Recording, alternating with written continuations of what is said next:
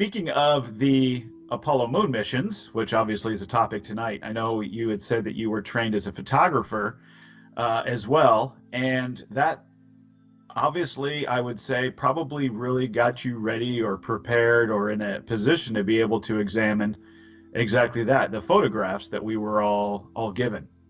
That's right. In fact, it was the photographs which set me off on this track about 25 years ago, because somebody happened to mention in a conference speech that I happened to attend. It was about a completely different subject, nothing to do with Apollo. I think it was ancient megaliths or something. And they happened to say, in reference to photographs, well, of course, you know those Apollo photographs, they're not real. They weren't taken on the moon. I thought, what's he on about? Because I'm old enough, as you can tell, to have watched the Apollo missions live back in 1969. And so I was trained as a photographer, so I knew the cameras we were talking about, Hasselblad cameras. I knew the film, the Ektachrome film. I thought, well, I'll go out and see if I can check this guy out and just prove how wrong he is, making statements like that. And back in those days, they didn't have the internet in the way we've got it today, so I had to go out and buy a set of photographs to examine, which I did. I went to an astronomy show in London and got a set of photographs which showed many of the iconic images that we're so familiar with. And the more I looked at them, the more I found, I thought, yes, I see what he means. Because if you're taking photographs on the moon, it's not like going out in your backyard and taking a here. These are severely adverse conditions to photographic film. Extremes of temperature, no pressure. We're talking about a vacuum. We'll come on to that a bit later as it affects photographic film, because there is a major anomaly going on here, possibly one of the major smoking guns that we're going to be talking about. Anyway, the more I looked at the photographs, the more I found problems with them, anomalies, inconsistencies, unexplained details. And I continued to do that. I thought, well, I know what I'll do. I'll go and do public presentations on this. And if I'm making a mistake, people will no doubt shout me down and throw things at me, heckle me, and tell me to get lost. In 25 years, that's never happened. Nobody's ever heckled me, told me to get lost or throw things at me. Because many of the photographs, I explain what the problems are with the photographs. And most people, once they can see them, because once you have the information pointed out to you, it's blindingly obvious. And this is difficulty. We've all been led to believe these iconic images of astronauts on the lunar surface were taken, as NASA tells us, on the lunar surface. And you think, well, NASA wouldn't tell us that, wouldn't lie to us, would they? They're an honorable organization, they're part of the American government. Of course they're going to tell us the truth. Well, this was a few years back, and we now know that governments have a tendency to dissimulate and let's say divert attention from the truth and concentrate on. Anyway, I now believe that NASA stands for never a straight answer, because the more I've asked them a question, the less they've answered. And there was a classic interview conducted many years ago, about 20 years ago, where a NASA spokesman, Brian Welch, his name was asked to explain something about these photographs. They were pointing out the anomalies in them. Can you explain this? And NASA's official response was, we don't have time for this nitpicky claptrap. Wow. That's where NASA seems to be coming from. They refuse to engage.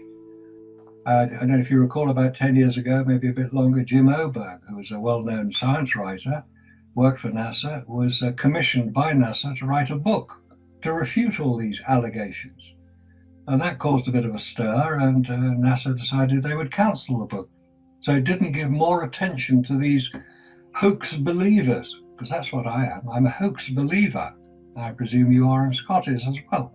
We're hoax believers because we believe that the hoax of the moon landings actually happened. And over the next part of the program, we're going to demonstrate this. Beyond reasonable doubt, I think is the phrase. Beyond reasonable doubt. Well said.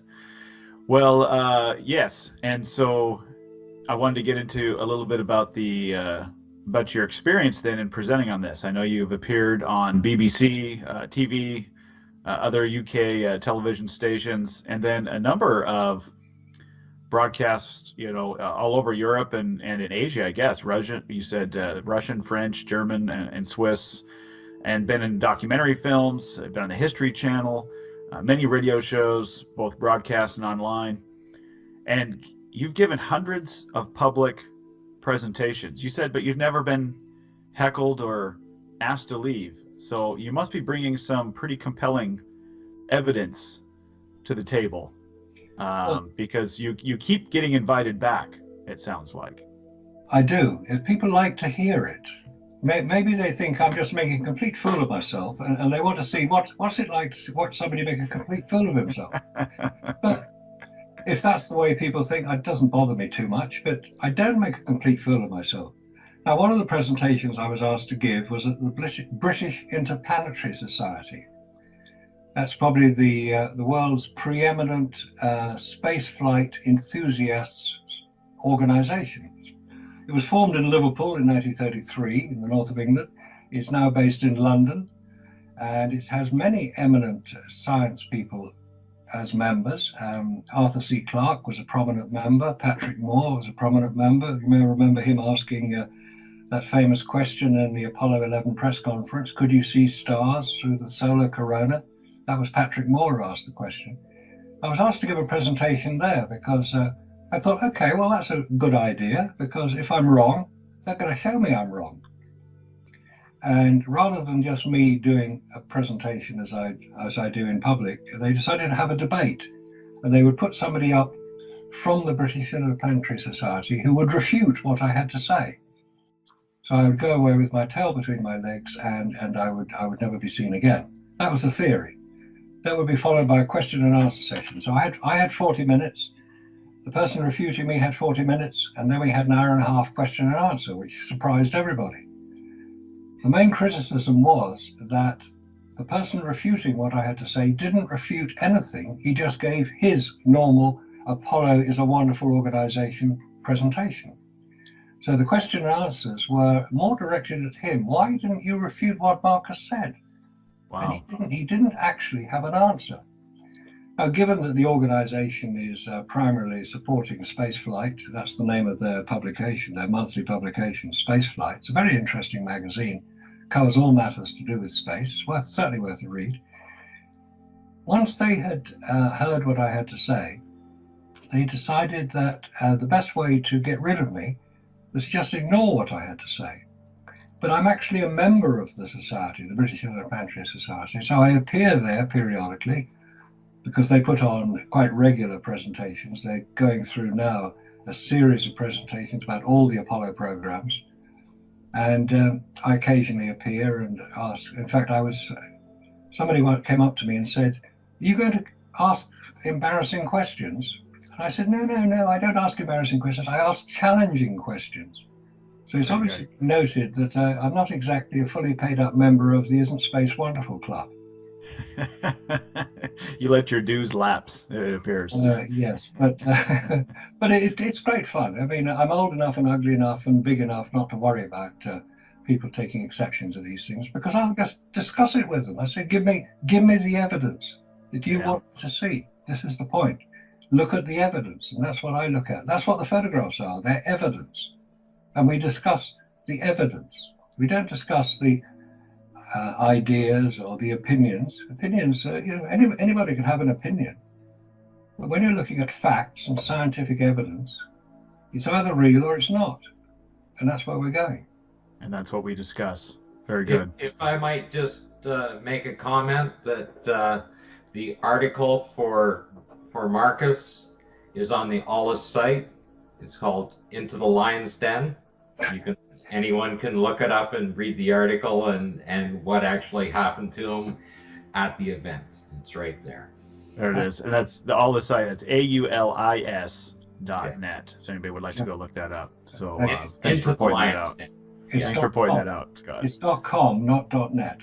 Yeah. It's it's .com. Thank you. Okay. My apologies. Aulis, AULIS.com. So yeah, please check that out. So Marcus, back to you real quick. Before we kind of get into this evidence, which is what we're going to be discussing today, and what you both of you will be able to present here, you are in contact with many other Apollo researchers around the world. The list here that I have: New Zealand, Australia, obviously the U.S., Canada, France, Germany, Italy, Thailand, and the UK. So quite a circle of influence there that you and other researchers have. What's the goal that everybody is working toward? Is there a goal in mind here? I think it's a good question. I think there are two goals. One is to demonstrate that NASA have consistently lied about the success of the Apollo missions. And the other, and possibly more important, and I think given that we're at the 50th anniversary of the landing of Apollo 11, allegedly, on the moon, and July the 20th, 1969 was when it allegedly happened. Possibly the most important aspect now is to allow NASA to front up to the fact that they have bought into the Apollo myth, which is what we're discussing, that they think it happened, which means it's restricting the people who want to advance spaceflight and human space exploration. It's restricting what they can do, because unless they agree that what NASA has done was true, they can't move forward. But if what NASA claims is not true, then if they admit to that, front up to it, acknowledge it, and say, okay, we did all that we did. We were in the middle of the space race. It was the Cold War. The Vietnam War was getting unpleasant. We had to come up with, shall we say, a brilliantly executed propaganda exercise to divert attention, primarily from the Vietnam War, but also from the Cold War. If NASA are allowed to say, okay, yeah, we did produce propaganda, it wasn't factual evidence, we're sorry if we misled you, we're sorry if you got upset, now let's move forward. Let's develop the rockets, let's look at the propulsion systems, shall we say some of the anti-gravity propulsion systems, which are more than likely to be the ones which, if ET was to come down to Earth and say, okay, you want to know how to get to the moon? You want to know how to get to the stars? Here it is. Forget chemical rockets. They won't get you there. It'll take far too long. Anti-gravity, that's what you need. Here's a starting kit to be getting on with. Bye-bye. If they did that, I think it would be a fantastic move forward, because it wouldn't just apply to spaceflight, it would apply to energy production here on Earth. And we know the problems with the use of fossil fuels and all that. Let's not get into that area right now, but they appear to be causing problems. If we could find some other means of generating the baseload power that is required for a civilized society to exist and develop, I'm all in favor of it. And that's the prize that should be available to us if we only get our act together and say, okay, Apollo, yeah, great adventure, wonderful story, didn't happen the way we were told. Sorry about that, guys. This is what we want to do now. And I don't think that President Trump would be too upset by that. He has a very low tolerance of incompetence. That's right. That's right. Well, thanks for sharing that. In fact, you bring up a good point that I wanted to kind of expand on, and that is when it comes to the U.S. government. We just heard a story here just the last few days that Vice President Mike Pence has told NASA, "You got 5 years to land a man on the moon again." What was your reaction when you heard that? I laughed. I thought, wow, somebody's got the idea, because that announcement couldn't have been better. Because by saying you've got 5 years to go and land a man on the moon, again, presumably, return to the moon, I think was the phrase, he's calling out NASA. He's saying, okay, NASA, you're so clever. You did it 9 times 50 years ago. Is it really that hard to repeat it? You got 5 years, which is just over half the amount of time Apollo took. But you've now got all the rockets developed, all the technology developed, the computer systems, the spacesuits, they're all developed. You don't have to do all that. So 5 years, I think this is calling out NASA and saying, okay, front up, guys, get real, go back to the moon. It can't be that difficult if you did it 50 years ago. But if you didn't do it 50 years ago, whoa, we got a problem. That's right. That really could put a damper on the 50th anniversary celebration coming up here in July. Oh, I think so. I noticed that there's a new documentary film out. I think it's called Apollo 11. It's something like that, using original footage and using original sets. That's an interesting one. Using original thing. In fact, it's been identified now that it's not all Apollo 11. Some of it is Apollo 9. Oh, wow. Where it's been sort of interspersed with the official view. No, not too much. Most of it is Apollo 11. I haven't seen the film yet. I've seen First Man, which is the biography of Neil Armstrong, and I was struck by the incredible skills demonstrated by Hollywood film production techniques, because you genuinely believed he was in the X-15, and then it was this spectacular view of this. You notice how large the set was when he landed, and they had that lovely shot where all sound was cut off from the film, and you just looked out over the lunar landscape. It looked quite big.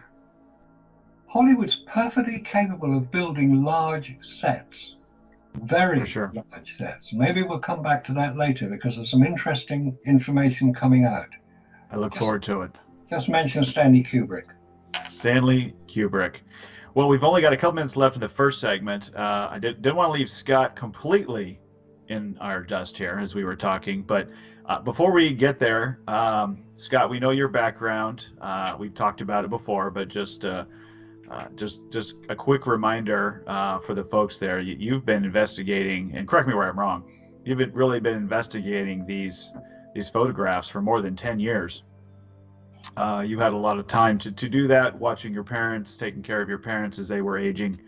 And maybe kind of how did you and Marcus first connect then? What was that story that you guys first were acquainted and got to know each other and familiarize yourself with each other's work? Well, I started having questions. I was looking through, like I had probably half to 3/4 of the photographs down, and I started finding things, and decided I would just sit down and grab the rest of them down. So probably by 2012 I had them down. I was looking at other people's work and studying what they were doing, and I threw a few emails out, and Mr. Allen, of course, was the only one. He wasn't just the first one. He was the only one to respond to me with any of the questions I had. And that's somewhere towards the end of 2013, in around that range. And so then I started to send him a few photographs that I found, and he thought they were quite intriguing. And it was basically because of his encouragement, because like even my family members, like, I'm crazy, what are you doing this for? You're a hoax believer. Nobody's interested. Hey, look at this. I don't care. They don't care. What does it mean? Well, it means a lot when you really think about it. Okay, especially when they're teaching this to our children, And of course, Marcus, over the years, I've kept all of our emails. I have a complete log file of them, right on from the end of 2013 to date, of everything we've had. And I probably send him upwards of 150 to 200 emails a year when I'm looking at them, complete with photographs. So you have to understand that anything I know, he knows as well, because we have talked about it. We have talked about every bit of the thing. And he actually watched my development as I discovered new things. I think we should start at the end with the heat shield. Very good. This is one of the major problems with space travel. You've got to get back to Earth, and you get back to Earth from the moon at the same speed you leave at, 25,000 miles an hour. There are no brakes on a spacecraft, so you've got to slow down by hitting the Earth's atmosphere, which is only 75 miles above the Earth's surface. We're not talking a long way. So in order to protect the spacecraft, you need a heat shield. And what we see here are two comparisons between the Apollo 10 command module, which is actually on display in the Science Museum in London, and the very recent Orion command module, which was tested in December 2014. And the difference between the two is that the Orion craft has a heat shield, as you'd expect, on the base of the craft, where it compresses the air, which generates the heat up to about 2,700 degrees centigrade, as it compresses the air, being slowed down by the Earth's atmosphere. But it also has heat shield covering the whole of the upper part of the command module. And they actually use the heat shield tiles from the space shuttle, or they made a few more and stuck them on this Orion capsule. I mentioned that the Orion capsule was launched one time only, December 2014. We're now in the summer of 2019. We're not talking nearly 4.5 years ago, and it hasn't flown since. The story is that the heat shield failed, because you'll know on the main part of the heat shield, this has to be. These forces here, yeah. Yeah, there are two little indicators. They're called compression pads. Compression pad is where the command module is attached to the service module, Okay. with steel bars. So when the service module is detached from the command module, so the command module can then re-enter the Earth's atmosphere, you have to have something to protect the heat shield, to basically fill the gaps, because otherwise you're going to get the same effect as happened with the Challenger space shuttle. It'll burn up. Now, the point about the comparison between these two is the Apollo 10 command module has no heat shield above the base, and it's made of aluminium. We know that aluminium melts at 600 degrees centigrade. So what was protecting this? Because the heat would flow around the craft. It wouldn't miss the aluminium parts of the command module. It would generate enormous amounts of heat, but it's not protected. And this is a major anomaly, because if it needs to be protected, why is the Orion craft fully protected? It's unexplained. That's what I was going to point out. For those that will see this at a later date in video, what we're looking at is the Orion capsule is completely covered in what appears to be a heat shield of sorts. Yes, and then the Apollo 10, including the windows. And the windows are covered. Yes. The Apollo 10 capsule, I'm assuming the heat shield there was just at the very bottom, and like you said, Marcus, obviously there would be the entire craft would be subject to these temperatures. The windows are, I assume, just made out of normal glass or whatever, and not nearly as covered, not even closely as protected from the heat as the Orion craft. And as you mentioned, it was reported that the heat shield from the Orion craft wasn't even up to snuff. It failed. It did. And in fact, that's part of the delay, that the heat shield is having to be redesigned. But why didn't they just go and use the heat shield that was successful 9 times on the Apollo craft? It's called AVCOT 5061. That's the formula for it. It's an injected form of resin. It's an ablative material. Ablative means it destroys itself and protects anything that is inside it. In other words, the command module. Otherwise, the astronauts would be fried. So if the heat shield didn't work as expected on Orion, and it wasn't even returning on the, basically the return speed of the Orion craft was not as fast as the return speed of the Apollo craft. It was a first test, and I think it caused major problems, because it also measured radiation, which is the other major problem of space travel. It measured radiation, which, surprise, surprise, it was much higher than they thought. Because even though they had been through the supposed that area, like you said, 9 times. Exactly, and there's it's a point which actually Scott has identified very well. The Apollo craft was launched from Cape Canaveral in Florida, went out over Africa, circled the Earth more or less on an equatorial orbit, following the equator, and then departed from the moon, we're told, somewhere over the Pacific after an orbit and a half.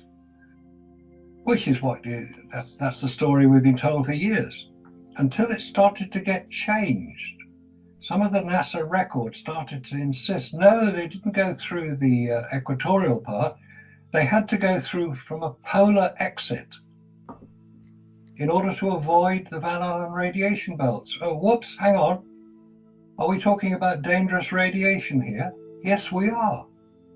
But the story has been identified as being incorrect, and Scott has done the research to prove it. So NASA, sorry, you've got to do better than that. And you've got to get your fanboys working rather harder to come up with decent explanations, because they haven't done it yet. Yeah, or Paul on the plane will make a video about it and put it up there. Wow, yes. They will. Yeah. So good segue there when it comes to the radiation. Then yes, Scott shared with me, looking at the original, press kits and publications that came out around that time, showing a trajectory of, like you said, kind of an equatorial. They would leave from around the equatorial plane of the Earth, and their translunar injection would be from that point. And then it seems like as the Van Allen radiation belt topic became more and more prevalent, they had to change their story. And they did so by implementing, it seems like, a different explanation, saying, oh, we actually took a different route. Yeah, that's what seems to have happened. And they've been caught out. And Scott was able to do the catching, which is great, because it just makes it easier to start looking at other things which they can't change. And what we have now, a picture of the Apollo 11 flag. There are two pictures showing the same flag. These were taken from what's called the data acquisition camera, mounted inside the lunar module, photographing everything the two astronauts, Aldrin and Armstrong, did when they were in sight of the camera on the lunar surface.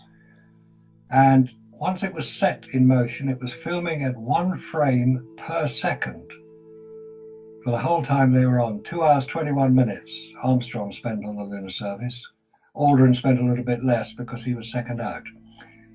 What these show is the Apollo 11 flag, and anybody who's looked at the Apollo 11 flag will know the direction in which it pointed when it was erected by the two astronauts before they spoke to President Nixon. And the flag points towards the sun. So the shadow cast by this flag is quite small, because there is a very small cross section of the flag to cast a shadow. You can see the flag pole and the shadow cast by the flag pole. The second photograph is of the same flag from the same location, and it appears to be, well, it doesn't appear to be, it is from an official NASA film showing the activity on the lunar surface. It's taken from the same viewpoint. You can see the thruster exhaust on the right-hand side of each picture, and at the top you can see the television camera on its pole. But the second photograph, taken from the film, the flag is at a completely different angle. It's more or less at right angles to the sun. So it casts a much bigger shadow. Now the point about this, that may not sound particularly important until you know that from the time the flagpole was erected and the flag put into position, neither of the astronauts touched the flag. They didn't even come anywhere near it. They didn't touch it. So how was it moved? Why is it in a completely different position? Unless the set dressers got it wrong. When they were filming, they put everything back where they thought it should go, or somebody moved the flag and forgot to put it back again. But it appears that the flag has been moved, yet nobody is known to have touched it officially. Unofficially, of course, is a different story. So that is a major anomaly and a major discrepancy in the record that has yet to have full explanation. And when NASA would be asked about it, they will probably ignore the question. But Is it it true that the? Yeah, sorry. I just wanted to ask a question. Is it true then that at this point of the mission, both astronauts have climbed back into the lunar module? Door has been sealed. They've repressurized. I don't know if they've repressurized the capsule yet or not, but that they, when these pictures and video were taken, they were inside the capsule and were getting ready to leave. They weren't going to get back out. Is that correct? On Apollo 11, they only came out once. They only had one EVA, extravehicular activity, or moonwalk. On Apollo 12 and from then on, there were more than one. There were 2 and 3 on Apollo 17. On Apollo 11, there was only one time they came out. Now, this was filming while the astronauts were outside the lunar module. They're not. It's just that they're not in this particular image. They're not in this particular shot, because they did go out of shot a few times when Aldrin put up the experiments and Armstrong wandered around taking photographs. They weren't in the frame the whole time. But it's the key point is the different position between the flag when they didn't touch it. That is the key point. Yeah, with his camera was running, like you said, taking a picture every 1 frame per second. So if either astronaut had gone up and touched the flag, even bumped into it or whatever, then we would have seen that. That's right. Yes, it would have been it would have been in a different position. But there is no record of them touching the flag, and every single activity they did, especially on Apollo 11, was recorded. And they were talking to Houston the whole time. There is a timeline that is timed to the nearest second. So we know exactly what they were doing on all occasions. Touching the flag never features in any record after they had planted it in the ground. Yes. That's one thing I've noticed, or what I've learned quickly, is that how well this was all documented. Understanding, like you said, what was happening every second, where they were, what they were saying, everything was extremely well documented, which we expect, obviously, for something of this caliber. Yeah. So it looks like we did lose Scott with the Skype thing. So I want to get the screen back up, so I'm going to call him. But yeah, if we look at the fact that everything was so well documented, then everything should line up then. When we go back and reconcile all these different reports, everything should reconcile. And that's what we're finding, it sounds like, is that there were these extreme anomalies that shouldn't have taken place. Yeah. And in fact, one could say that this is an extended film script. Now, anybody who's had anything to do with the film industry will know that every film is scripted to the nearest second. It has to be, because you have to know where the cameraman has to know where to put the camera, the soundman has to know what to record. Of course it's scripted. It's called storyboarding. And you get the images that are put there so that you know roughly what your next scene is going to be. It's a major part of filmmaking. And what we have here with Apollo is a script. It's a film script, which they followed quite accurately, because the whole point about Apollo was it was simulated. The whole thing was simulated over many years. In fact, in different parts of the United States, there were simulations going on all the time. And when they were simulating the Apollo 11 mission, it was done in real time. It was 8-day simulation. There's nothing unusual about that. And also, a key point, there's nothing secret about it either. Yes. People involved knew what was going on. It was a simulation. It was a simulation. Yeah. They're recorded, they're filmed, they're photographed. So when you have a debrief about it, you'll say, "Oh, Buzz, don't put your foot there, put it there." You fall off. It's called debriefing. That's what you do. Of course you do. There's nothing secret about it. So there's no Area 51 involved. There's no some secret soundstage on the Nevada desert, which would be a ridiculous place to put it. More than likely, the stage was Menlo Park in California, where you've got this vast hangar, which was used by Tom Hanks, incidentally, to film From the Earth to the Moon. It's a vast building. It could hold huge stage sets. Huge stage sets. Yeah, I wonder if that was where they filmed it. Interesting. Scott, are you back? Can you hear us? I can see Scott. Yeah, he looks like he's having some issues there. So I'll try and reconnect with him Okay, because while we continue. I'm back.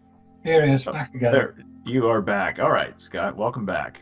We were just talking. Didn't miss a lot. We were talking. Well, we were talking about simulations, which I know we've done an extensive amount of our videos have been showing that what we were showing the public, what it appears to be, was that extreme documentation of the simulations. So that's not. I don't think there's anybody listening that's familiar with Scott's work that would that hasn't seen that aspect of it. So that's great. Well, let's jump into the Okay, would next you like me to topic. continue sharing the screen again? Yeah, absolutely. Yeah, if you would do that, Scott, that would be great. So we just looked at the two different positions of the flag. Yeah. Okay, this is the next one on Okay. Yeah. This is thing, and here's the other one to go with it. yeah. This is standard film procedure to when you record a piece of film, and one should emphasize this is photographic film we're talking about here, not digital. Digital comes much later. This is film, Kodak film. And on each piece of film, in order that you know what's on it, or somebody looking at it later, you put the date, you put the subject, you put the photographer, you put an inspector, you put technical details. But there's a surprise on this Apollo film. This is supposedly a film of Apollo 11 on the lunar surface. But the film is dated the 11th of July, 1969. But they didn't take off until 16th of July, and they didn't land until the 20th of July. So how did they film something which occurred 9 days later? Look, we've all been guilty of, at least when we used to write checks, we would, when we'd switch over from 2009 to 2010, and we write 2009 for a while, and we kind of get used to 2010.